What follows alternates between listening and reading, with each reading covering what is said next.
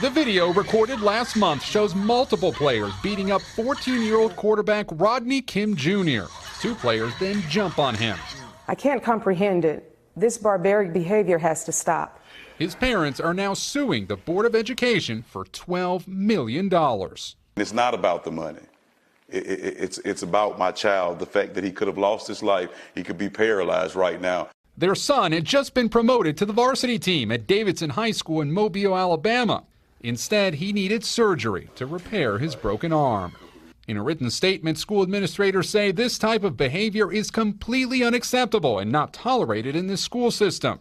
4 students have been charged with third-degree assault. At this point, we are still trying to sort out exactly who was committing the assaults. An attorney for 2 of the accused juveniles denies the misdemeanor charge, calling it good-natured jostling.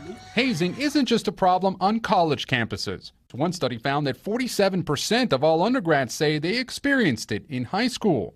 Help these children. Kim's parents think more players should be charged. I don't want anyone to have to go through what we're facing.